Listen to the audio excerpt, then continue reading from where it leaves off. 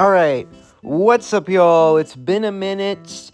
I plan to upload monthly after it just so happened that, the last video was, a month from, the Mario Tennis video was a month out from the Switch 2 video. And that was my initial plan, and I kind of didn't do that. It's been 2 months since my last video, and I don't think it's that bad, honestly. I think it's it's longer than I would have wanted, but I'm pretty happy that I even managed to remember to upload because I have mad ADHD. So anyways, hello, welcome back. This is my third YouTube video, and this one's a lot different from the last few because, well, one, we don't have Switch game footage in the background. We have Marvel Rivals footage, and we're not talking about Nintendo. I was gonna say we're not talking about video games, but I guess just Nintendo in general, honestly, is what we're not talking about, because that's the only topic I've really covered on the channel so far. But no, today we're talking about Daredevil and my recent obsession with this character, because I really fucking like Daredevil, and I have a lot to say about Daredevil. And there's a lot to talk about with Daredevil, because I have read and watched a lot of Daredevil, and I have a lot to say about Daredevil. Some of it might be a bit, hazy, because it's been a few months since I started getting into Daredevil, and yeah, but I think I got a good enough amount of stuff to talk about. We're just gonna be covering a bunch of shit. Yeah, I guess I should start with my experience with the character of Daredevil first. So, my first encounter with Daredevil was probably Lego Marvel Superheroes. I don't remember him making a huge impression on me from that game, but I do remember really liking that level because Kingpin was in it, and I've always really liked Kingpin. So yeah, Daredevil, that was probably the first time I saw Daredevil. Throughout the initial run of the Netflix shows, I never ended up watching them because I think I was too young to watch them when they were coming out, and it took me until literally this year to actually end up watching Daredevil, and I still haven't seen... I've seen Daredevil and Defenders because Defenders is very important to Daredevil Season 3. Also, by the way, this video is going to contain spoilers for the Netflix Daredevil show and Born Again Seasons 1 and 2. The only reason I'm giving a warning for anything that's Born Again Season 2, obviously, because that's still coming out. But I know I have a friend who is currently watching through the Daredevil show, so I don't want to spoil them on that. But yeah, no, there will be spoilers at some point in the video. But yeah, anyways, fuck. Yeah, we're back, because I can't think of what to fucking say. That's how you know I'm back. I've known of Daredevil for a while, and I've been interested in the character for quite a bit, too. I think the first Daredevil content outside of Marvel, crossover media that I consumed was Daredevil Born Again Season 1. Because around the time I wanted to watch that, and I was planning to watch the original show before I watched that show, but I kept procrastinating on it for whatever reason, and so I just ended up watching Born Again Season 1. Actually, that's a lie. The first time I would have encountered Daredevil in live action would have been No Way Home and then She-Hulk. And I remember really liking the She-Hulk episode of Daredevil, and he definitely left some sort of impression on me. But I really liked Born Again Season 1, and part of the reason for that was probably because I hadn't seen the Netflix show. And the thing about Daredevil is, to me, a lot of his stuff is so much greater quality than a lot of other Marvel stuff. And I am someone who adores Marvel. Marvel is... I vastly prefer Marvel to DC, though I do love Superman a lot. And Batman.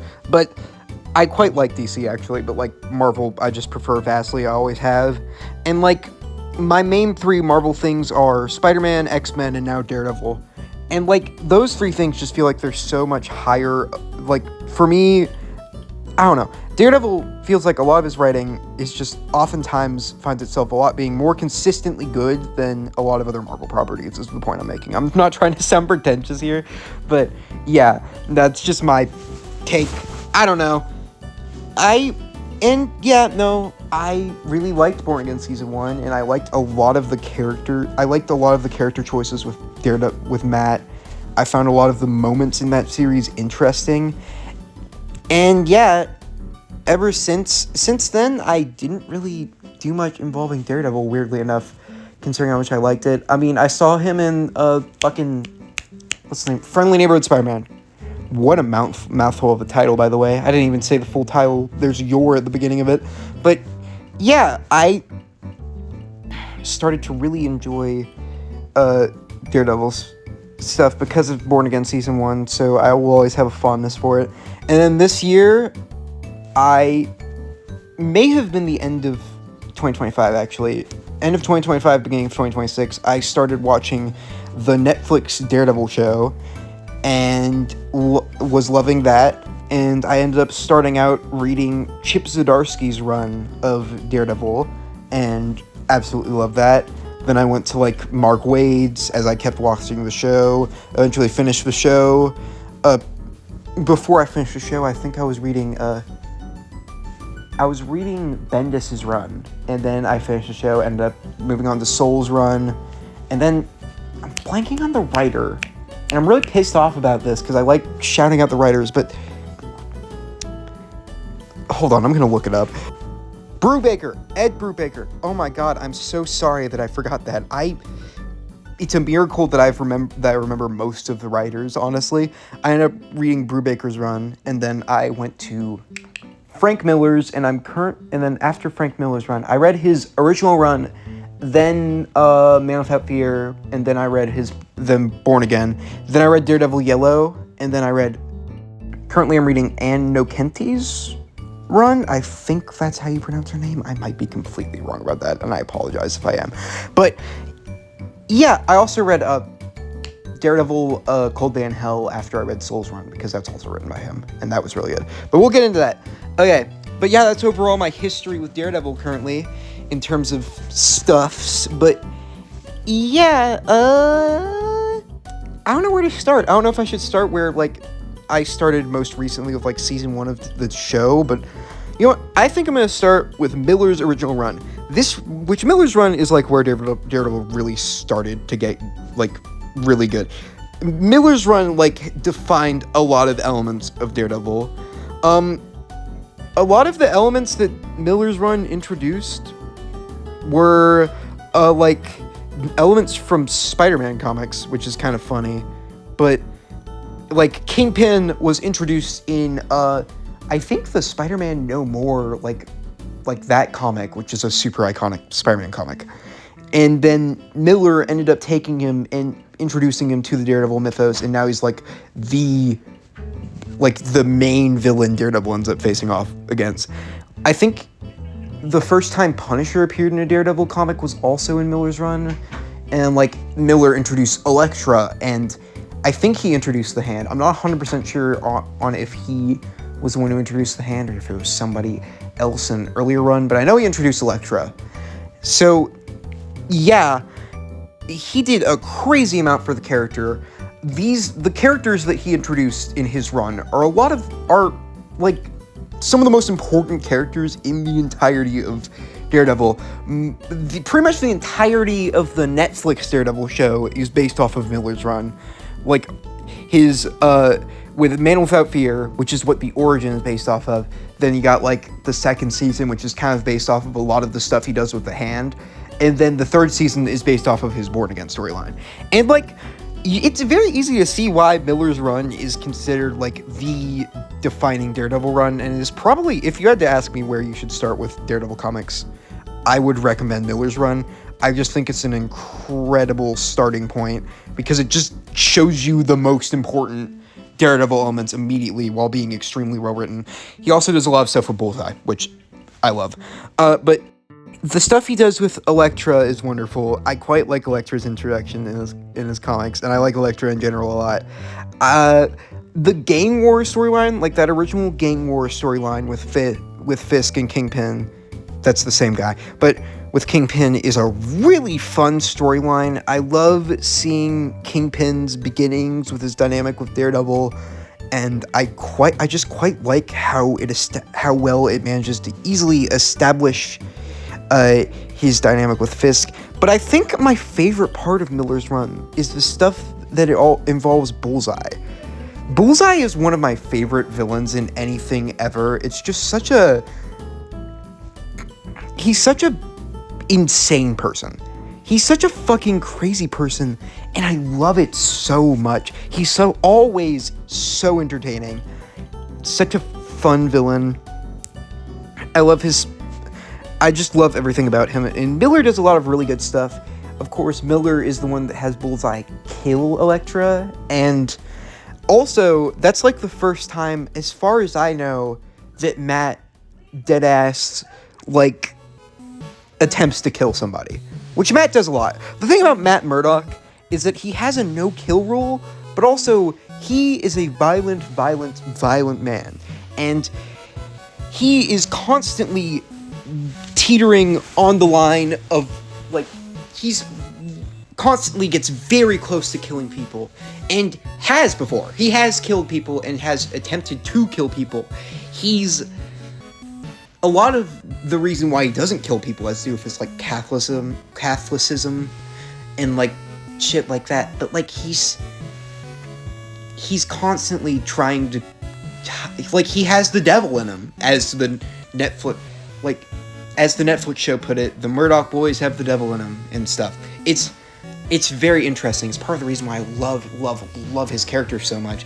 So yeah, it's a very dark moment where he just straight up lets Bullseye fall, and maybe there was some way he was trying not to kill him, but honestly, I just fully believe he wanted to kill him there. I don't know.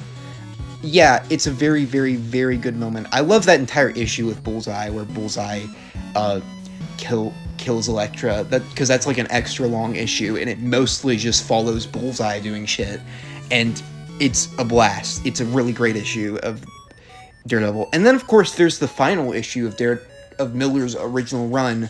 After, like, a bunch of stuff with Elektra's revival, it ends with, like, a single issue, not an arc, just a single issue of Daredevil next to Bullseye in the hospital bed with Bullseye now paralyzed, and it goes over the story of this kid who idolized Daredevil and watched the fight with Bullseye and Daredevil in the circus from years ago. That was before Miller's run, which, funnily enough, I do own that issue because I bought the Bullseye Marvel Legends from, like, Toy Biz's Marvel Legends line, and those always came with comics, and that's the comic that it came with, and I haven't read the issue yet, but I do own it, and I do need to read it, because I love Bullseye's character, and it's a pretty important issue for Bullseye from what it seems. And yeah, it goes over the story of this kid who's, like, idolizes Daredevil and watches that Daredevil versus Bullseye fight all the time, and this kid has an abusive father, and, like, this kid has these delusions where he thinks he is Daredevil, and eventually the kid just ends up, like, fully mentally breaking because of Bullseye and Daredevil, and Matt blames himself, and it's framed with Matt telling this, not actually saying it. He's just telling the story in his head while he's sitting next to Bullseye. I love that detail. And it's framed with him playing Russian roulette with Bullseye. And he's got this gun, and he shoots himself in the head, shoots Bullseye in the head. Eventually it's revealed that the gun had no bullets in it, but it's, like, such an intense storyline that just shows, like, Daredevil's character very well, and I really like it. So yeah, Miller's run is great. That's where I'd recommend you start with Daredevil. It's a classic for a reason. It defined the character, introduced so many important elements. Oh, also, I didn't even fucking mention the shit with Melvin Potter, the Gladiator. I love that shit of him trying to redeem himself and stuff. Melvin Potter is a very interesting character to me in the comics and in the Netflix TV show. But yeah, Miller's run, just an incredible run for the character that I highly recommend. And then, of course, his original run, he takes a long break between them, and then you get to Born Again. And Born Again is a really incredible story. I don't know how hot of a take this is, but I do think I like the Netflix show's adaptation of it more in season 3 than I do the original storyline in the comics. But that's not to take away from the comics, because the Born Again storyline in the comics is really good. You get to see Matt go through absolute hell and back, and it's so satisfying to read. I adore this story in the comics. I love everything with Fisk just trying to tear Matt down as much as he can. I love how Fisk learns Matt's identity. I love the reintroduction of Karen Page. Just really great storyline. I don't have much to say about it, because I think a lot of the stuff I want to say about the Born Again storyline is stuff that I want to say even more about Netflix Daredevil Season 3.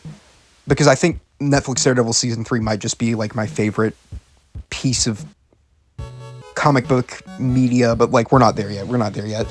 Okay. And then, like, yeah, it's a really good storyline. Born Again is a really good storyline, and Man Without Fear is a great origin story for Daredevil. I find it interesting that in the original comics, I believe that, like, Matt's dad, Battling Jack Murdock, dies, like, when Matt's, like, an adult, and, like, has met Foggy in the original comics. But, like, in Man Without Fear, and eventually the Netflix show, he dies when Matt's a kid. I think that's very, very interesting.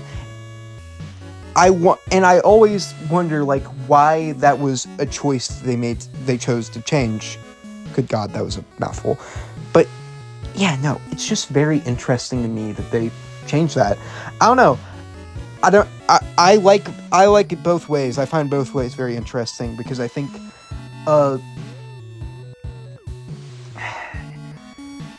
Matt's dad dying around, like, when Matt's an adult makes a more smooth transition into him becoming Daredevil and hunting down his killers, but also it still works when he's a kid, because that leaves him alone and allows him to more easily find, like, stick and stuff. That's how Netflix show does it, and, like, you got, like, I don't know. Man Without Fear is an incredible origin story, and also a great starting point for Daredevil. I really like Man Without Fear. I think if you start with Miller's original run or Man Without Fear, really good. I'd recommend reading both of those before you read Born Again, though. I don't think Born Again is a book that I'd start with. I don't think it's a horrible starting point, because it's an incredible story. But I think getting the context of Miller's original run and Man Without Fear is good before you get to Born Again. And then after Born Again, you can splinter off, read a bunch of different runs. But yeah, that's Miller's stuff on Daredevil. We'll talk about Season 1 of Daredevil. Season 1 of Daredevil is, like, it blew my mind watching it originally.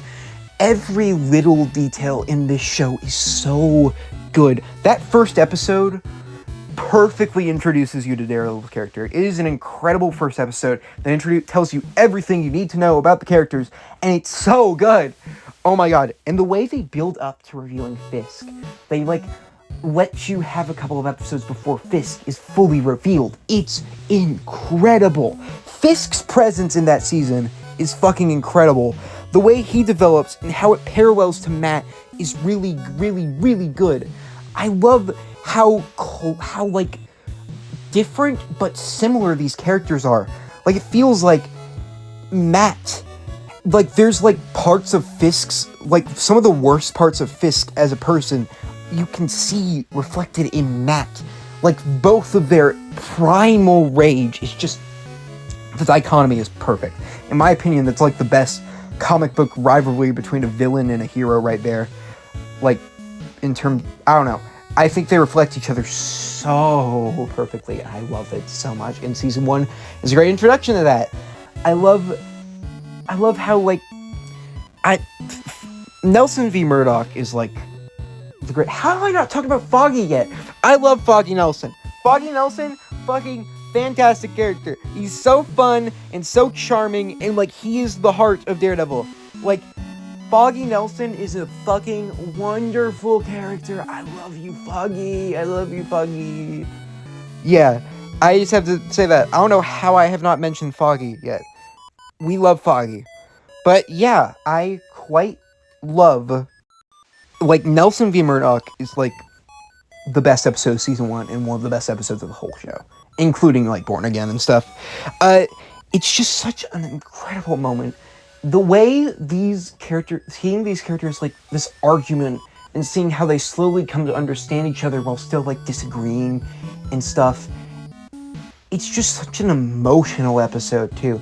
Like, God, that, like, line that Foggy says after Matt says, like, the city needs me, Foggy, and then Foggy says, maybe it does, but I don't. I only ever needed my friend. It's, the way they start crying, every little moment of the argument between them during this fucking...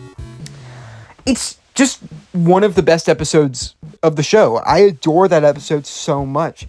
It really just feels like it's just such a well-written argument between these two incredible characters. Love that episode. I don't know, Daredevil Season 1 is just an incredible season. Just an incredible season. I like Melvin Potter, and, like, Owlsley is very funny as well. All of Kingpin's, like, people that they work with are very fun and entertaining. But Owlsley is probably my favorite because it's just such an asshole. I think it's funny how in Daredevil Season 1 it feels like with some of the decisions to adapt certain characters, they chose to adapt them simply because they weren't 100% sure if they were going to get another season. Like, you got Owlsley, but he's not, which is the owl in the comics, but he's not, like, he doesn't have any of the owl's powers, he doesn't really look like the owl, he's just sort of in name and kind of attitude, because Owlsley's also an asshole in the comics. And then, like, you got Melvin Potter, who originally in the comics, I believe, starts off as Gladiator, and then sort of develops into, like, leaving that role behind, and he's just in that role in this, he's just Melvin Potter, and he's Fisk's, like, he works with Fisk, and I think it's very, very interesting. Also, Stick is such a funny character. Stick is such an asshole, I love him. There's just, I haven't seen Daredevil Season 1 in a while, so, like, if I were to rewatch it now, and, like, have it fresh in my mind, I'm sure there's other stuff that I would want to discuss, but overall, incredible season. Frank Miller, if you want to start with the comics, Frank Miller's original run in, like, Man Without Fear, that's where you go. If you want to start with the show to see if you like the character before you, like, get into reading comics, Daredevil Season 1, by far and away the best place to start. It's just incredible season. Season 2 of Daredevil is also very good, but it's also extremely flawed in many ways. I love the stuff with the Punisher. The Punisher is a very, very, very, very, very enjoyable character, and I love his, like, morality, the way they discuss his, like, it's like, the way they adapt his, like, morality and why he does what he does. It's very interesting. He's a very compelling character. I'm not the biggest Punisher fan. I like the Punisher, and I really enjoyed him in this season. But, like, I'm not the biggest Punisher fan in general. Like, I don't think I would go... I read issue 1 of his, like, run that recently started. But, like, other than that, I haven't really read anything Punisher-related that doesn't involve Daredevil. And I like the Punisher. I like the Punisher, yeah. But Elektra is so fun in this season. I love her. I love the way I love everything with her. She's such a funny character. She's such a fun presence in the show. Her story is very, very good. She's just a really well-done character. I love everything between her and Matt's dynamic and how they adapt it from the comics. I think this was like, well, actually, Zdarsky's run was the first time I saw Elektra, I think. But this was, like, the first time I saw a more, like... Because Zdarsky's run, Elektra has a lot of development, and by the end of it... But, like, this is, like, the first time I saw, like, a Elektra that was more similar to Frank Miller's original introduction to Elektra. And I quite liked her a lot in this season.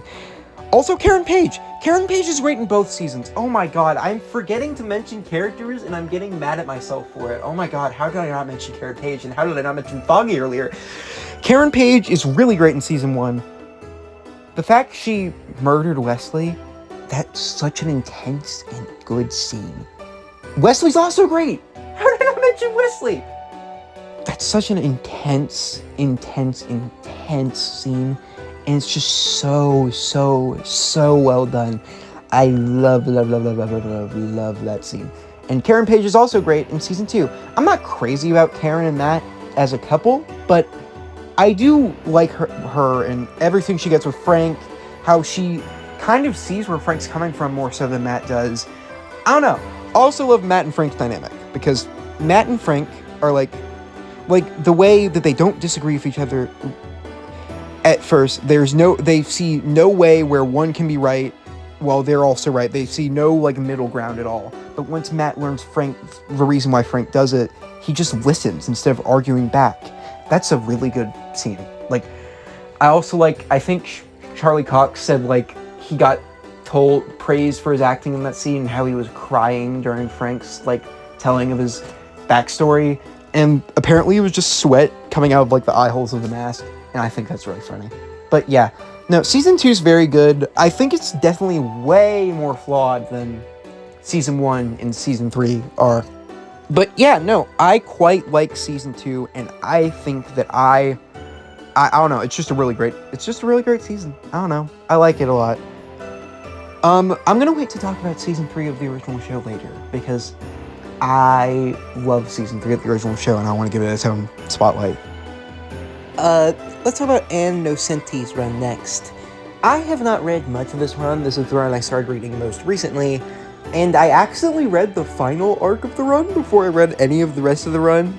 I don't know how I managed to do that, but, I quite like this run from what I have read of it so far. In terms of the final arc, it's just incredible. It sees Matt getting amnesia and stuff, and forgetting who he is, and trying to rediscover who he is, and it's just a really interesting arc for Matt's character. He ends up thinking he's his dad at one point. It's really interesting. I quite like it. And Bullseye as Daredevil is just a blast. I love how it ends up with them both not really remembering who they actually are. It's such an interesting thing. It's a really good story. I quite like it. Highly recommend it. Very underrated. And then for the start of her other stuff in her run, I think it is quite good. I don't think it's as good as that final arc, and I haven't gotten to where they introduce Typhoid Mary yet, but I know that she comes from this run. But they had this arc with this character, I think their name was Gut Rot or Rot Gut or something like that. And I think this character has only appeared in like this run. Like, this is their first and last appearance. And I think they are a very interesting character. They're basically like a clean freak. What's the term for it? Like someone who's just like obsessed with everything being clean, and think like simple things like getting piercings or having a birthmark is like infecting the next generation and stuff. And it's a very fascinating story to me, because it also seems like it like discusses how like heroes sort of cause villains to exist, and like how it's almost like this disease that spreads. And I think it's a very interesting parallel to draw with the character of Daredevil. So yeah, I don't have much to say about Ann Nocenti's run, because I haven't read the entirety of it yet, but it is pretty damn good so far. After that, let's talk about Bendis's run. Now, Bendis's run is absolutely stellar. It's a very iconic run of Daredevil for a reason. I adore this run. It's just so fascinating with what it does with the character. It takes place like directly, like very close to the death of Karen Page, which I also have read. What the fuck is the name of the story? Why am I blanking on this? I know this. Guardian Devil. It's Guardian Devil. I also read Guardian Devil. Very controversial story, and I see why, but I thought it was pretty good. I think it's a good Daredevil story, but a great Mysterio story. I am a huge Mysterio fan. That's my favorite Spider-Man villain right there. So it was a treat to see Mysterio in that story, and I quite liked it, partially because it was Mysterio. And also Bullseye was fun in that story. I like Bullseye. He's just such a, like, cartoonishly evil asshole, and I quite like it. Yeah, but Bendis' run comes very soon after the death of Karen Page, and a lot of it does deal with the grief of that, but also it's the story where Daredevil's identity gets revealed, or the run where his identity gets revealed. In the story Out, I believe, basically, through a bunch of stuff, people realize that Kingpin knows Daredevil's identity and hasn't revealed it yet, and a bunch of Kingpin's goons, like, they know this identity. They try to overthrow Kingpin, and ends up failing, but one of the goons tries to buy their, I think it was the one that started the whole thing, tries to buy, like, witness protection by giving them the information that Daredevil is Matt Murdock. And that ends up leaking because an FBI agent needs, like, I think an FBI agent, like, needed money or something, so they leak it to a paper. It's a whole entire convoluted thing, and I quite like how, like, it just slowly seeps out, and boom, Matt Murdock is revealed to be Daredevil. Now, a lot of this run sees Matt trying to push back on that, try to dispel it as just rumors, even, like, going as far as to, like, sue a bunch of papers over this being false, even though it is fully true. And it's very interesting to see what this does to Matt Murdock's psyche. But I think what I like about this run is there's so much more to like about this run, is what I'm trying to say. So, like, Matt Murdock has, like, this entire arc of it, and, like, Vanessa Fisk kills a bunch of people, including her own son, like, which is the Rose, I believe. I haven't seen anything of that character. Honestly, I think the Rose is more of a Spider-Man villain, but they're the son of Vanessa and Wilson Fisk. But, yeah, and then ends up running off with a lot of Kingpin's money.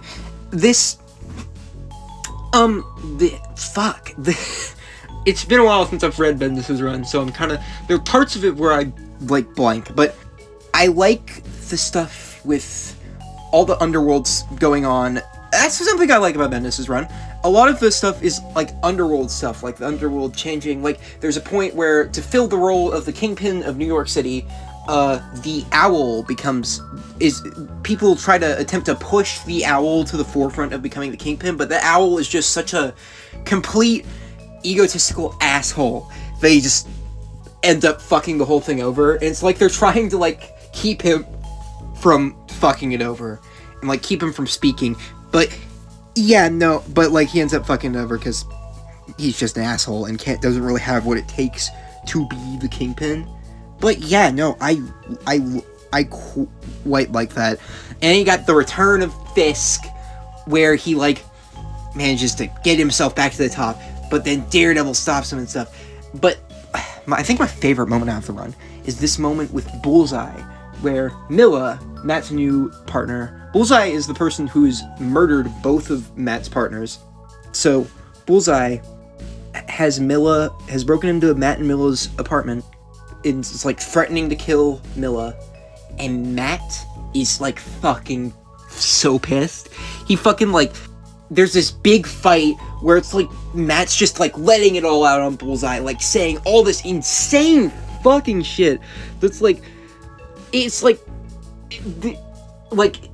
purely enraged, just fucking laying into Bullseye verbally and physically, and he ends up, this is the moment where Bullseye gets, like, the Bullseye symbol carved into his head, and it's, like, fucking, it's Matt who does it. It's incredible. It shows the brutality of Matt Murdock when he is pissed, and I love that. Matt's rage is one of the most interesting aspects of his character, because, like, he's got the devil in him, as I've said earlier in this video, but Matt is it's so good. It's just so good. I don't even know. It's just so good. It's just so good. I love it. I love it. I love it. I love it. I love it. I love it. I love it. And then, like, Matt beats the shit out of Kingpin and declares that he is the Kingpin. This is such an interesting thing to do for Matt's character. Making him the Kingpin is it's just so good. It's just such a good move for his character. It flips things on its head. A lot of people are starting to have to trust him. Matt's kind of losing it a bit, and it ends up, and where it ends up is it's just so good. It's just so good. It ends up with Ben Urich talking to Matt in like the hospital, I think, and Ben Urich. I haven't even mentioned Ben Urich. I love Ben Urich so much. He's such a great character in the show, in the comics. I love the dynamic he adds to Daredevil stuff, and I'm very glad that the new run, which we will talk about the first issue of later, is bringing him back. I'm very happy about that. Yeah, but Ben Urich ends up saying, like, is this, like, I've been, like, saying something along the lines of, what happens when the devil has a mental breakdown, or something, like an existential crisis or something, because because Matt in the story has gotten married, he's become the Kingpin, and he, like, is trying to, like, I don't know, he's just doing a bunch of crazy leaps, and it just recontextualizes everything that's happened in the run so far, and it's so well done. And, like, the rest of the run sees Matt trying to fix that, and then, like, you got some other stuff towards the end, like the Murdoch Papers, which is a pretty good story arc, but, like, Matt, that part, like, that stuff in there with the Matt as the Kingpin is absolutely the highlight of the run, but the rest of the run is still really good. It's still really good, and the Murdoch Papers end up, like, leading into Matt getting arrested, which leads into Devil in Cell Block D, which leads us into Ed Brubaker's run. Now, Ed Brubaker's run, I think a lot of it is really good, but towards the end, I think it starts to falter a little bit. I don't think the ending is bad. I think it's just partially because the ending is sort of leading into the Shadowland storyline, which is a very controversial storyline and one that I haven't read. But, like, it kind of feels like it's losing a bit of steam there. But also, Devil in Cell Block D is one of my favorite Daredevil storylines.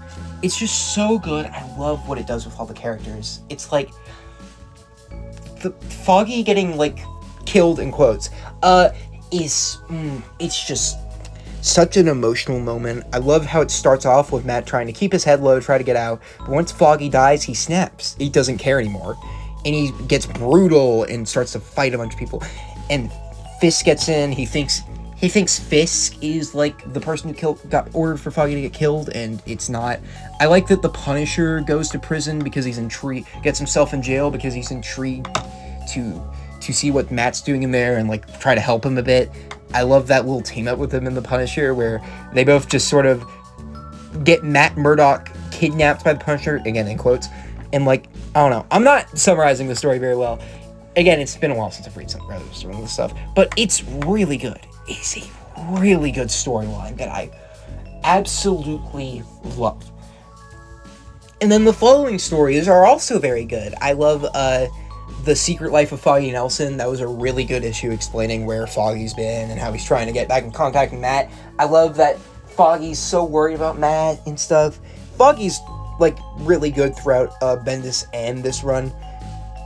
And then we got this area where Matt's in a different country, I don't remember the country, and trying to figure out who murdered, in quotes, Foggy, like, looking for leads. Ends up, like, figuring out that Vanessa Fisk orchestrated a lot of this, and it's a really good moment for Vanessa's character with her, like, about to die, and, like, denouncing Kingpin, denouncing Matt, and, like, it's just so good. And this is, like, such an incredible final story for Vanessa Fisk. It's such one hell of a way to send out the character. Love that. And of course, like, you get Matt getting Kingpin out of jail to honor Vanessa Fisk's last wishes, and then which Kingpin ends up going to Japan, I think? No, wait, that's a different story. He goes to Japan, a different story. I don't remember where he goes, but he falls in love, gets a family, and you see this, like, gentler side of Kingpin until, like, Lady Bullseye is also introduced in the storyline, which is a pretty good character. I'm not crazy about her, but she's a pretty nice character, and ends up with his entire family getting killed, and it's just, so good. It's such a good story because it's, like, he finds happiness, and it's, like, he just ends up, just for it to be, like, taken away. And I think that's really beautiful. Like, it shows that Kingpin like, in the right setting, could have possibly, like, been better if he just stayed away from New York, but he keeps getting sucked back in. It's so interesting to me see someone as irredeemable as the Kingpin just attempt to even, like, have some sort of semblance of redemption. It's a really interesting story, and I quite like it. I'm not super insane about, like, towards the back end of it. This is also the one where Milla gets sort of put in a mental hospital. She sort of loses her mind because of Mr. Fear. Mr. Fear! The entire arc with Mr. Fear! How did I forget that? Such a good arc. Really made me respect Mr. Fear's character, who was a character that I hadn't really seen any of beforehand. But Mr. Fear, oh, such a good villain. Such a good villain in this. I love seeing him. Just such an incredible villain. Yeah, and love all the stuff with that, and I love how Milla's grief affects Matt. And this is also the run where Matt ends up cheating on Milla, which may seem like a big out-of-character moment to someone who doesn't know Daredevil, but, like, Matt, I think Matt might be, like, one of the most flawed heroes in Marvel. Like, Marvel, I think what's, like, a lot of Marvel's best heroes are super flawed. You got the Hulk, you got Spider-Man, like, both of those have a bunch of flaws. Like, Wolverine, the X-Men in general. Pretty much every Marvel hero has a lot of flaws. And pretty much every hero has flaws to an extent, but I think, like, the way Stan Lee put it is, like, how, like, Spider-Man was so relatable because he was a lot more flawed than the average hero. I don't know. But, like, Daredevil, like, sort of embodies that, I think. Because, like, Matt Murdock is an insanely flawed character who's just constantly struggling not to, like, snap and kill somebody, constantly trying to hold himself back. He's a man of contradictions.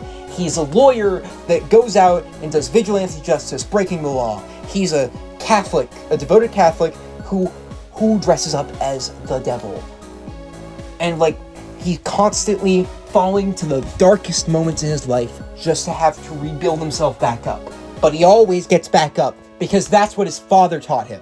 God damn it, I love Matthew Murdock. But yeah, he ends up cheating on Milla while she's in a mental hospital. It's an extremely fucked up thing.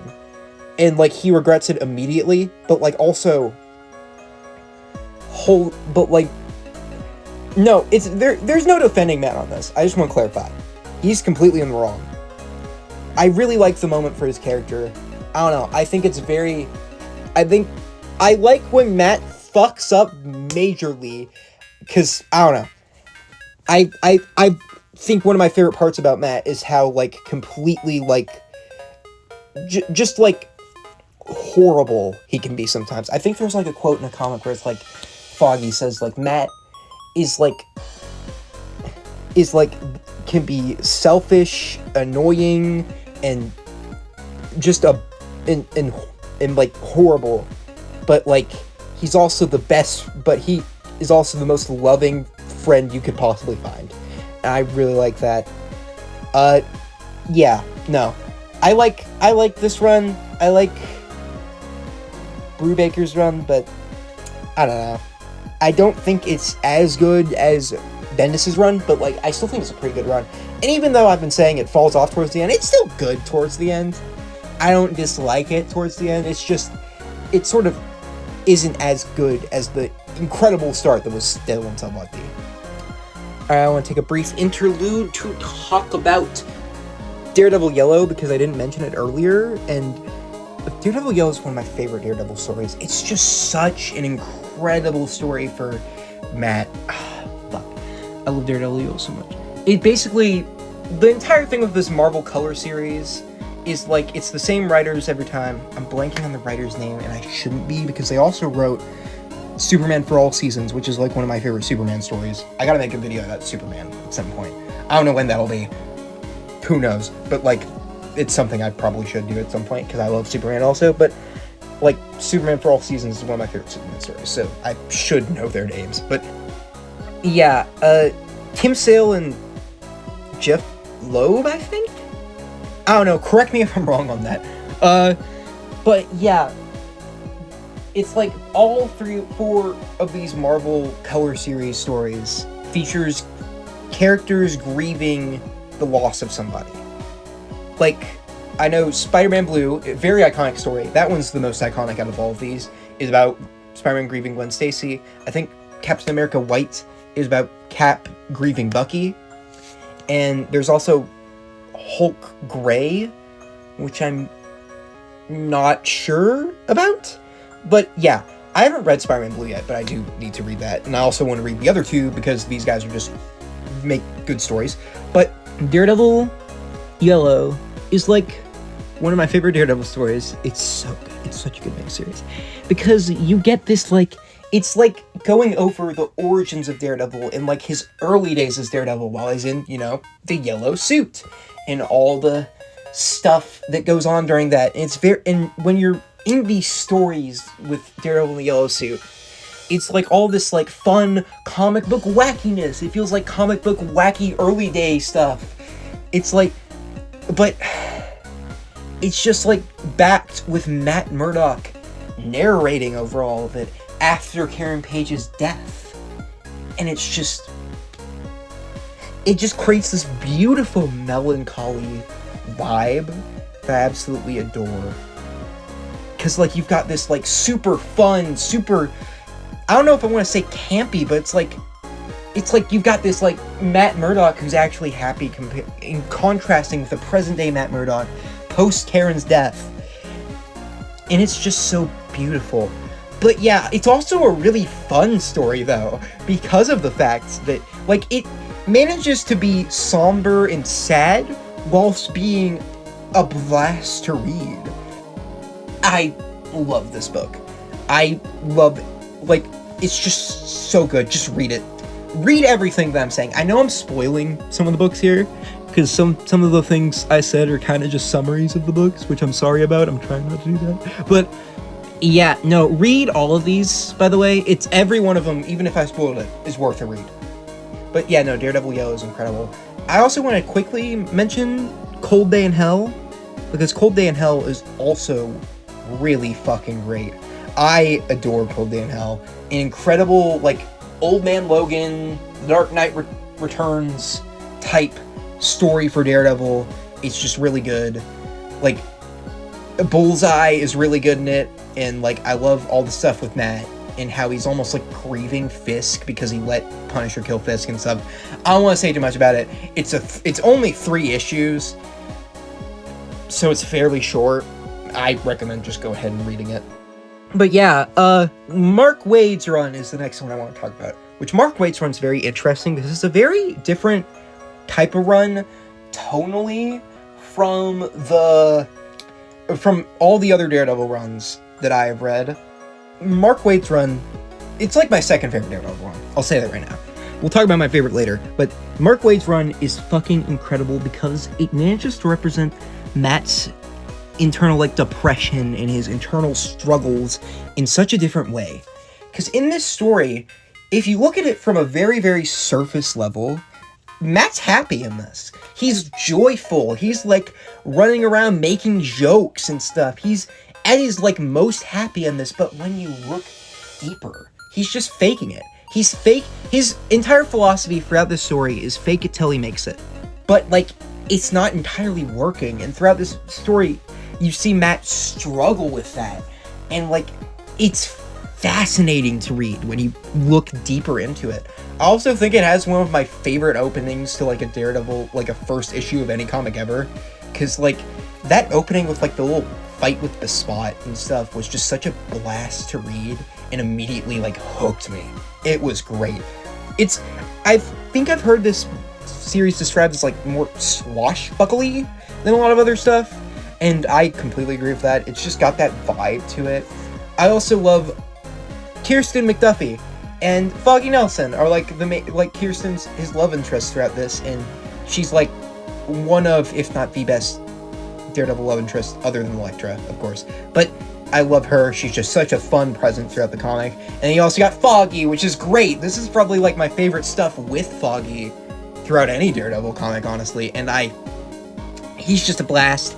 And you get to see these guys, like, Matt Murdock slipping into depression and not talking about it. And there's moments where, like, these people just force him to talk about it. And it's like, he's gaining this support group. And throughout this comic, you're seeing this depression go away. Not because of his fake it till he makes it approach, but because of his, like, support group that he has around him. And it's really fucking good. It's just so good. Highly recommend. Also a good starter Daredevil comic. I don't know. There's a lot of really good starting places for Daredevil. After that is Charles Soule's run, which I don't like that Soule's run, like, completely undoes a lot of the stuff that Wade did. It kind of just starts fresh. It goes back to a normal, usual tone for Daredevil, and it's kind of frustrating because Mark Waid had a really good setup, and it sucks to see a lot of these characters just not continue. Like Kirsten, you don't hear what happened between Matt and Kirsten for, like, many issues. But, like, Matt's identity secret again because of something that we don't know happened. Foggy and Matt are fighting. It's kind of weird. I don't like that direction because it feels like they just took the easy way out. But I will say, Soule's run has some really fucking good stuff. Soule also wrote Cold Day in Hell, I believe. So, yeah, he's definitely a talented writer. But Soule's run is, like, has some really good stuff. I don't think it reaches quite as good as a lot of the other runs that I've talked about, but I do quite like it. It's better than some of the runs I've talked about, but, like, I do quite like Soule's run. I think the obvious highlights are Hush. Hush? The fuck? That's a Batman villain, and not even a good one. That's just fucking Muse. Muse is, like, one of the highlights. I adore Muse. Such a fascinating character. He's like this, like, starving artist type of character where he's like a psychopath, but, like, he makes, like, art out of people's blood and people's corpses and trying to give his art meaning and stuff. And it's like, oh, it's just such a fascinating motivation for a villain. I love Muse. They butchered him in Born Again, by the way. I'm just gonna go ahead and say that. They fucked him up. They made it a silent killer with completely different motives. It's stupid. I don't like it at all. Blind Spot's great. They give Daredevil this protege, and he's constantly a very fun presence to have. They have him be, like, this Chinese immigrant, and, like they do a lot of very interesting stuff. Like, he's not, like, legally there. It's very well done. They do a lot of very interesting stuff. I quite like Blind Spot's character, and I like when they brought him back in Zdarsky's run. I love him.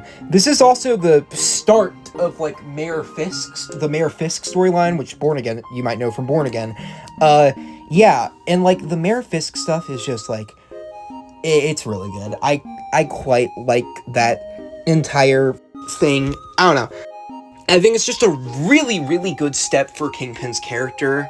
And, like, it just has him go through this fascinating arc over his mayor term, or whatever the fuck it's called for mayors. And, like, I don't know. I really like Kingpin as a character. Like, Kingpin is, like, this, like, he reflects Matt in so many different ways. And he's, like, this despicable human being with, like, all this, like, I don't know. It's hard to explain. I just love Kingpin as a character so much. He's just so great. Love him. But yeah, and, like, those are obvious highlights. I think the final story, I think it's, like, the death of Daredevil or something, what's called. But, like, I think that story is pretty alright also. And I think the eventual explanation they do come to for Mark Waid's run kind of being, like, the like, not really affecting being so different from this run, like, at the start. I don't hate it, but I don't love it. I don't know. I think Soule's run is very good, and it's definitely worth a read if you're a Daredevil fan. But, like, it's got its flaws, but, like, I quite like it. Alright, now it's time for Zdarsky's run, my favorite comic run ever! I know it's, like, the very generic opinion, because a lot of, like, newer Daredevil fans start off with Zdarsky's run, which I did. I did start off with Zdarsky's run, but it immediately got me hooked on this character so, like, quickly. It's incredible. Zdarsky's run starts off with Daredevil in a mentally bad state, accidentally killing somebody.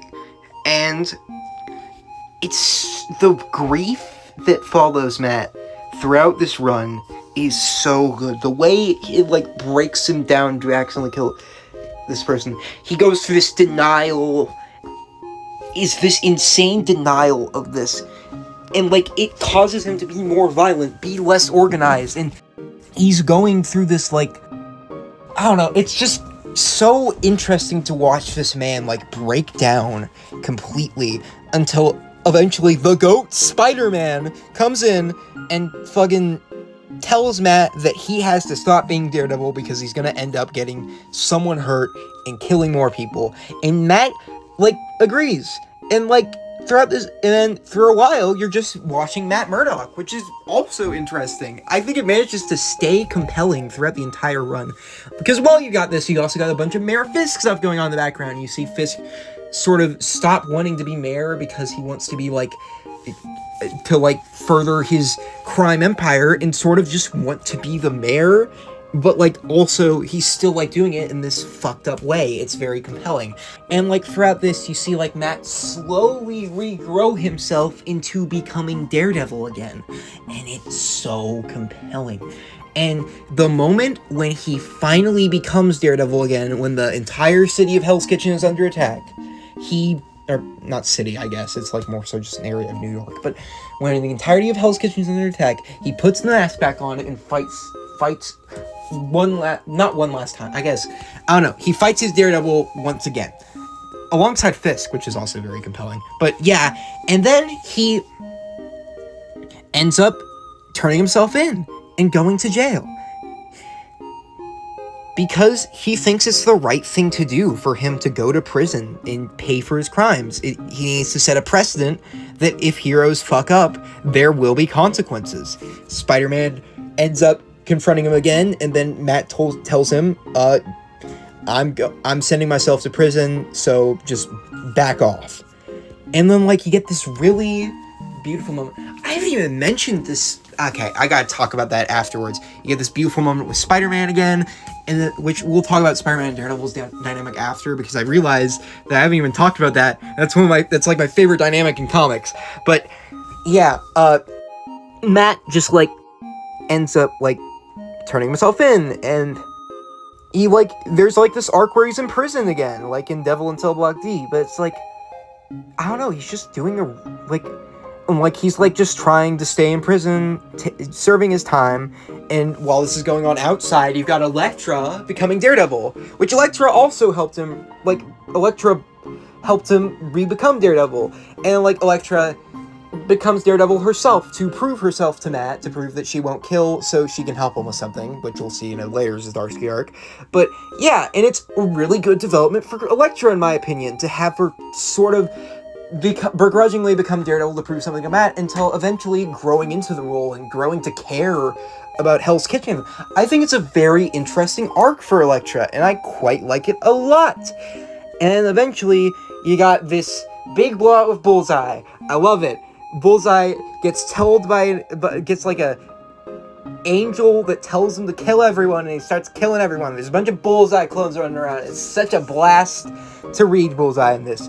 And Elektra stops Matt from killing Bullseye. And then, and, like, during this, Typhoid Mary ends up getting married, ends up about to get married to Fisk. Like, Typhoid Mary at the start of this is, like, currently a nun, and, like, she sort of gets, like, snapped out of some sort of brain. I'm not sure, actually. I'm not 100% sure on this stuff, but, like, she ends up becoming Typhoid Mary again, and then, like, she gets married to Fisk. And Daredevil says, maybe the one thing I haven't tried to stop you is the thing that's gonna actually stop you, is just letting you be happy. So he leaves Fisk with that. It's just, the first run, Zdarsky's first run is really good. It's so good. I highly, highly, highly, highly, highly recommend it. I know there's people that don't like Zdarsky's run, but, like, I love it. I love Zdarsky's run so much. It's just such an incredible story for the character. I love how every arc feels different, yet all have this overlying tone of Daredevil, of Daredevil's, like, learning to rebuild himself and cope with accidentally killing that man. And then you get to Devil's Reign. Now, I'm realizing now that I neglected to explain why Matt's identity was erased again. Basically, the Purple Children, which were introduced in Mark Waid's run, end up being hunted by the Purple Man, who is like this absolute creep. I don't even know how to get into him, how to even start, where to even start with him, but like, Matt ends up saving them from being killed by the Purple Man, who's their father. I think you could have guessed that. And the Purple Children decide to thank Matt by erasing his identity from the public, and then Matt chooses to only tell Foggy about his identity again, and not Kirsten. Okay, anyways, now that you're caught up, Fisk realizes that he used to know Daredevil's identity, and it was erased from his mind, and that sets him off. And that's the entirety of Devil's Reign is Matt and Fisk trying to one-up each other, and the entire city is caught in the crossfire of their egos. Like, that's the thing. Like, every other hero that's caught in the crossfire of this feels like they're trying to think about this strategically, but Fisk and Matt are in this constant war of a fight of them raging on, and their egos are like clashing with each other, and such a very compelling story, in my opinion.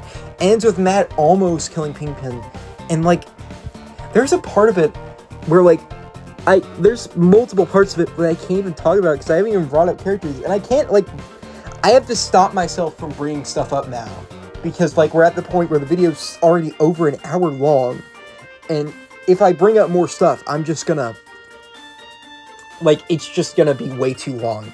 But like, Mike Murdock, I just want to say, is a wonderful character. I'm not going to explain his origins, because there's a lot to explain there. Comics are very complicated sometimes, but Mike Murdock is such a sweet character, and the way Matt grieves the loss of his brother, that he never even knew that he fully loved the way he did, it's beautiful. It's just a really well done story arc.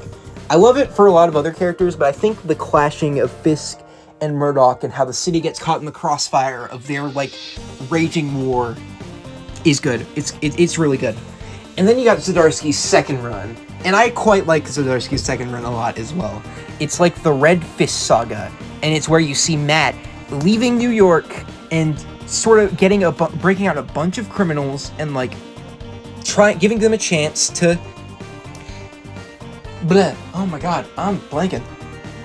Matt giving them a chance, breaking out a bunch of criminals and giving them a chance to, like, recuperate themselves. And you see characters like Stiltman, which I love Stiltman. He's such a funny character. I love that stupid idiot.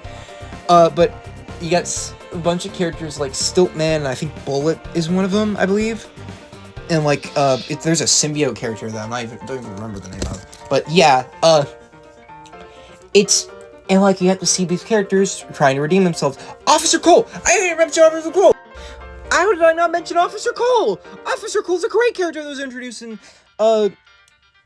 Zdarsky's run. That, like, at the start, he's like fully against vigilantes, but as the run goes on, he learns to develops and learns that these vigilantes and heroes are needed to keep the city safe. He turns from like someone who's against Daredevil to a good ally to him. How did I forget to mention him? I do not fucking know. I'm sorry. There's a lot to talk about. This is like a lot more that I have to talk about than I usually do with videos, I think. But yeah, so yeah, you got Officer Cole, you got Foggy there, and then like it's revealed that Fisk ended up killing Foggy during the events of Devil's Reign, and like stuff. I don't know, I'm getting ahead of myself, aren't I? You had this really beautiful moment of Matt revealing his identity as Spider-Man, and like, it ends up, all of this leads to, I'm gonna just like, not try to go over every fucking detail of the story, all this leads to the finale of it all, where Matt takes on the Beast, and like, in like this beautiful white suit, and like, he ends up sacrificing himself to save Foggy Nelson, and like Stick, and all them. And then the last issue is just going over the grief, and how you end up seeing Matt Murdock everywhere, because it's like they're grieving his loss. And it's such a beautiful thing that I feel like could just be the conclusion of Daredevil. We see Matt is alive. He got revived somehow, and he's a priest. And Elektra has an encounter with him, and he's happy. He's like happy. All the kids love him. He's like the cool priest, And it's like such a beautiful ending to the character. And like you see this final shot of him his hearing picking up a bunch of different people, just like all around him in danger. And he ends up picking up some sort of stick and going out to fight, because Matt Murdock can't just turn away from people who need him. It's so compelling. It's such a great ending to the character. There's so much that I didn't even go over in Zdarsky's run. Like, there's so much that I love about this run that I can't even go over. Because it's just such an incredible run. I love Zdarsky's run so much. It's like my favorite run of comics ever, I think. I don't even know how to begin to, like, just read it. It's so good. Alright, really quickly, before I get into... I still got a bunch of shit to talk about, but before I get into that, I want to briefly talk about Spider-Man and Daredevil's dynamic. I see them as, like, brothers. They have such a nice dynamic.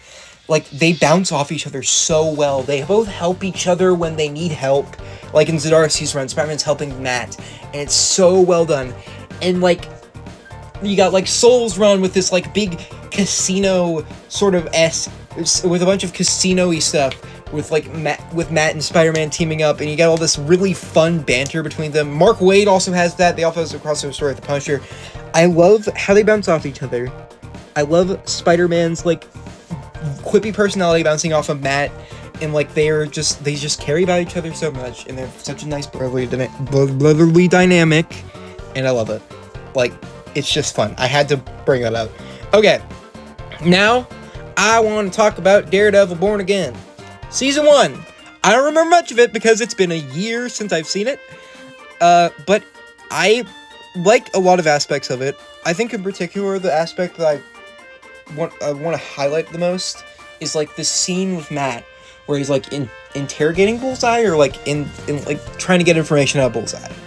And it's like he's this conversation between them where you see like Matt go back and forth and like trying to get Bullseye to tell him stuff, and Bullseye says, look, I'll tell you who hired me to kill Foggy Nelson. That's another thing. I'll talk about them in a second. I'll get to that. And like, if you help get me out of here.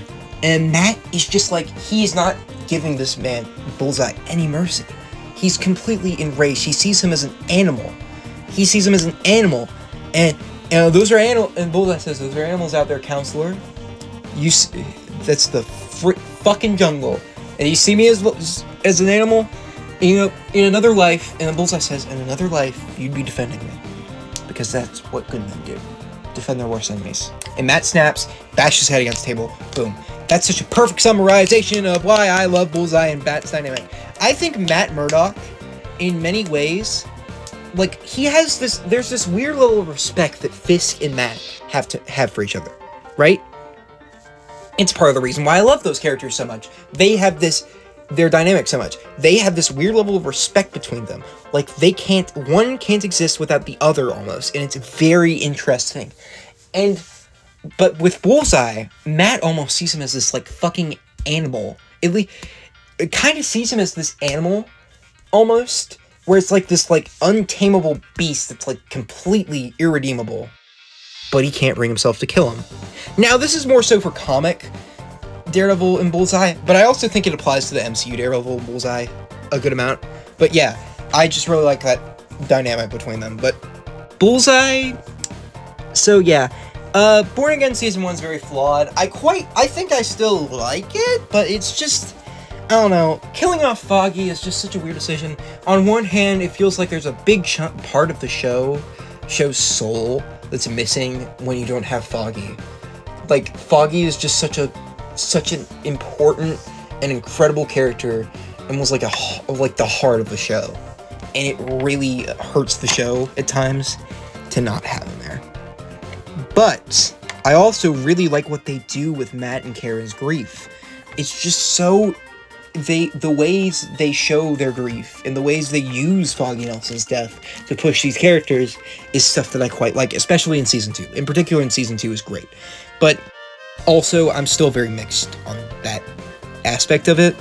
And there's also, like, the aspects of Born Again, originally being written by different writers, and then they realized that the original draft was kind of really rough and not great, and they just ended up completely scrapping it, getting new writers, not completely scrapping it, getting new writers, and using some stuff that they already filmed, yada yada blah blah blah, but yeah. But, so it's very rough around the edges, but I do think Born Again Season 1 is pretty alright. Season 2, so far, okay, the last 2 episodes haven't, at the time of recording this, we have gotten every episode except for the last 2. Now, I think Season 2 is really fucking great so far. Episode 1 and 2 are pretty good. Episode 3, also pretty good. I think the first 3 episodes are probably the weakest in my opinion, but also they're not bad at all. They're still very good, and there's a lot of very, very, very good stuff in them. And, like, it's really, I don't know.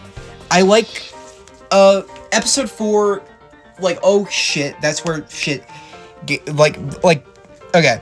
Episode 3 is actually really good. I take back what I said. The swordsman stuff with Daredevil in that entire fight sequence is incredible. I love all that. Okay. I'm getting overwhelmed by how much I have to talk about right now. I'm actually getting a little stressed out. Okay.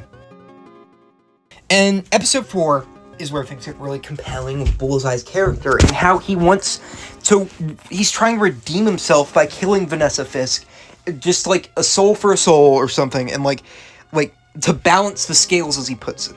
And how Matt, conflicts with this is really good. Charlie Cox is perfect casting for Matt Murdock, by the way. Same thing for Vincent D'Onofrio as Kingpin, and Wilson Bernthal, I'm not 100% sure, I'm sorry if I fucked up the name, as Bullseye. All of them are perfect castings in my eyes. Love them so much. But yeah, and then you get this really compelling stuff with Matt and Bullseye. It's an incredible fight between them, and then you get to see Bullseye kill Vanessa Fisk. And it hits hard. Fucking incredible scene.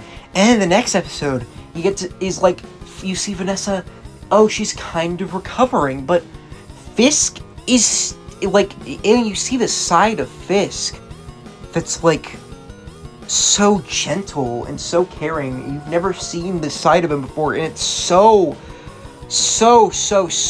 compelling to see. It's Vincent is acting in a way he hasn't acted before in this character, and it's incredible. I love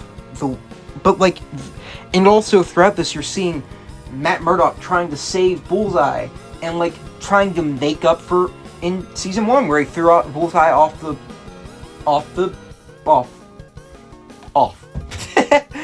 where he threw Bullseye off of the roof of the building, and and it's trying to make up for it, and you get all these flashbacks of Foggy and stuff, and that lead him to fully push him to save Bullseye and stuff. And episode 6, you get a ton of good shit, this confrontation with Fisk and Matt, and that's absolutely fantastic, and I could talk about for hours. And all the stuff with Karen and Bullseye, it's just, oh my god, it's so good. Episode 6 is really good. Okay, now I am making the executive decision to make a separate video on Born Again Season 2 when it's done, so I can just fully get my thoughts out without inflating this video even more, because I think I could make a 30-minute video on what I think of Born Again Season 2. Real quick, I want to touch on Daredevil issue 1 that released in 2026, because that first issue was really, really, really, really, really fucking good. I really liked it. Matt being a teacher is such an interesting little thing for him to do. I love that job for him. It adds this whole new layer to Matt as a character, this whole new perspective of Matt. I don't know. And the new villain they're introducing, I'm blanking on the name for them, but they're very interesting so far. And I don't know, this issue was really good. It was a really good issue, a really good introduction to this new series of Daredevil comics. I don't have much to say because it's been a while since I've read it, and I'm kind of struggling to think of stuff to say about it, and there's only one issue out so far, but like it's really good, and I highly recommend hopping on it. It's the first issue just came out, and issue 2 is coming out in May, I believe. But yeah, it's really good so far. I quite like what they're doing so far, and it's like written by, I'm blanking on who wrote it. Give me a second. It's written by Stephanie Phillips, and she does an amazing job. There's such a clear love for the character in this book. Like, I love what they're doing. They're bringing some really fresh ideas to Matt. Love the art. Love everything about it. Just a great, great book. Highly recommend. Okay. Okay, now it's time to talk about Daredevil Season 3. Oh boy. There's a lot. This is like my favorite Daredevil thing, I think. Okay. Okay. Where do I even begin with this? Alright, so, Season 3 is like after Defenders. I didn't even bring up Defenders. Fuck. Defenders, basically, Electro gets revived, Matt seemingly, quote-unquote, dies. And, like, Defenders is really good, by the way, but I don't even want to get into it right now. But, yeah, really fun show. But immediately, like, we see this incredible, like, shot of Matt just, like, falling in this flaming area. And, like, he wakes up in the church, and his senses are, like, not as hyper anymore, and it takes a while for them to activate, and, like, he can't be Daredevil anymore, and he's, like, extremely, extremely depressed. It's, like, probably the lowest point we've seen him so far. But, yeah, no. Matt Murdock in this is, like, at his absolute lowest in Season 3, and it's really just incredibly done.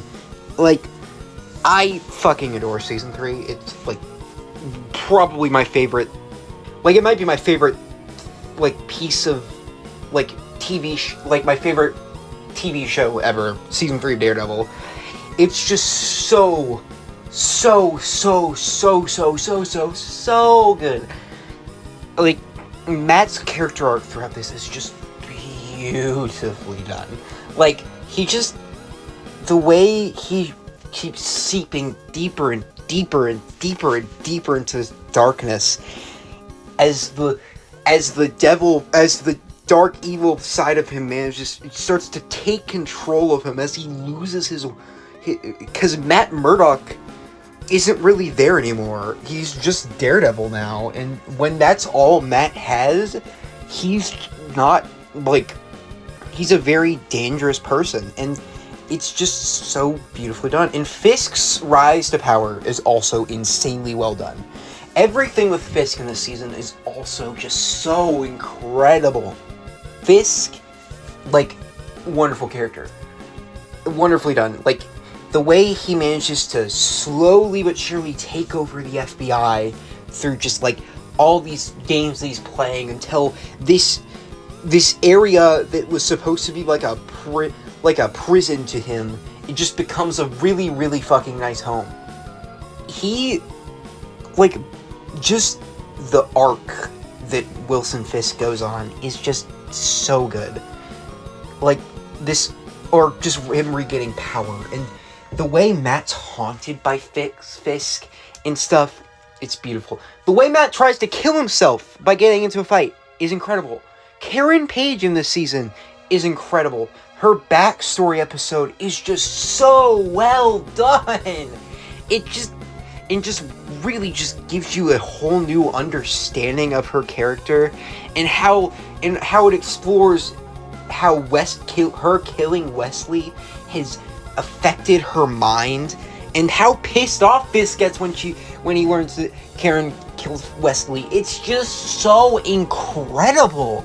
Like, Wesley, like his rage and the way it, like, controls him and pulls on him is just so well done. Fisk's anger is always his biggest weakness. But yeah, what was I going? Blah, blah, blah, blah, blah, blah. Okay, this season introduced Bullseye. And while this adaptation is very different from the way Bullseye is in the comics, Bullseye is also, it's also like a really good adaptation of Bullseye because of the differences. It just gets the character from the comics and just adds to it in its own way and makes it different but similar, and it's so beautifully done. It's a great example of how not every adaptation has to be one-to-one to be great. Bull, I love his arc of, like, he's already has some screws loose. He's already stalking somebody. He's already kind of going insane. But, like, the guiding star stuff and how he just fit because of Fisk's string pulling, he just ends up being fucking completely lost. Like, he ends up with nothing and just becomes this psychotic animal, and it just perfectly leads into the Bullseye we are seeing now in Born Again. I adore Bullseye in this. Foggy's always great, but Foggy is also really great. I love how all the stuff he does in this season with him trying to become like a sort of official in the government and stuff, and all that arc and stuff, trying to get Fisk taken down. But the best part of the season, and probably the best scene in any Daredevil shit ever, is the final confrontation between Matt and Fisk. I fucking love this.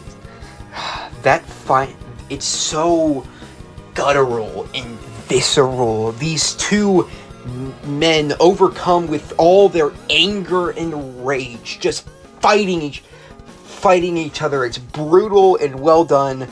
Bullseye being thrown in the mix is also fun, and him trying to kill Vanessa, that's great. Like, and the way it ends with Fisk, with Vanessa looking at Fisk and telling him to stop fighting, and Fisk simply complies because he loves Vanessa, and he sits in front of the painting, The Rabbit in a Snowstorm, that painting that's been so important since season 1, and Daredevil beats on him and beats on him and beats on him until Fisk tells him to kill him, and then Matthew Murdock says, "No, God knows I want to, but you do not get to destroy who I am. You will go back to prison, where you will spend the rest of your miserable life in a cell, knowing that you can't have Vanessa, that this city rejected you and beat you. I beat you." That is the exact words, by the way. And it's just so beautiful done. Oh, it's so good. Daredevil Season 3 ends with, like, a beautiful funeral scene for Father... I don't remember his name, I'm sorry. But, like, it just ends on such a happy note for this series. Like, such a nice, simple, happy note. Everything's wrapped up nicely. Of course, there's the Bullseye tease, but if this was the last bit of Daredevil in the live action Daredevil with this cast, I think, while it would be disappointing, I think it would still be a very satisfying conclusion. Like, it's just incredible.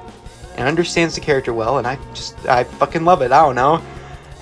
Well, to wrap things up, I do want to, I guess, Daredevil appeared in She-Hulk, and he was fun there. It was nice seeing him happy.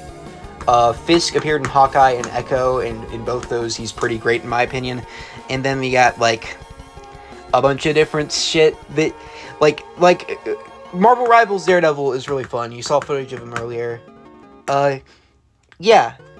But, like, yeah, Daredevil is, like, probably my favorite superhero of all time now. His struggles, his contradictions, how fucking insanely flawed of a person he is, all of that just feels like it just contributes to such a compelling character in my eyes. And I just don't think there's any other, like, superhero out there like him. He's just such an incredibly complex and interesting character, and getting into him and getting so deep into learning about this character it was just such a good idea. I'm so glad I did it. I love his roster of villains. I love his supporting cast. I love Matt. I love how he interacts with other superheroes. I just love this character, and I hope this video got across a little bit of my love for this character, at the very least. So yeah, I highly recommend getting into Daredevil. He's an incredible fucking character, and I adore him. I adore him so, so much. But yeah, that's about all I have to say about Daredevil. Actually, I could probably go on for another hour, but, like, maybe another day. Who knows? I just want to go ahead and take this final bit of the video to thank two people. At RatGirl01, Kara, my friend, who's like a sister to me at this point, or at AxolotlPuff on Twitter. Those are both her accounts, and she drew the thumbnail for this video, and I'm very happy about that. At the point of recording this, she hasn't drawn it yet, but, like, come on, I'm sure it turned out great. She's an incredibly talented artist. She hates when I use the word talented. But yeah, she's a great artist. She's a wonderful human being, and just go give her a follow. And I also want to thank at TheUnknownVA for stepping up and editing this video for me. This video, like, right now in the recording, it is an hour and 37 minutes in, and I took a break from recording audio for this video, and I think I tweeted about how long this video was going to be, and how it was a little, like, I don't know how I felt like, but, like, they immediately stepped up and said they can edit for me, and it is just so wonderful. Please go give them a follow. I'm so, like, both are wonderful people. I love them so much. Next time you see me, I'll probably be talking about Shadow Generations, and then after that, probably Daredevil Born Again Season 2 in depth, and more in depth, because I have a lot of thoughts that I want to give on that season, and I think it would just be better to just do its own video on it. And beyond that, who knows where this little journey is taking me, but I'm happy I get to yap to about all my fucking special interests to y'all. Well, but that's gonna do it for this one. Peace out. See ya.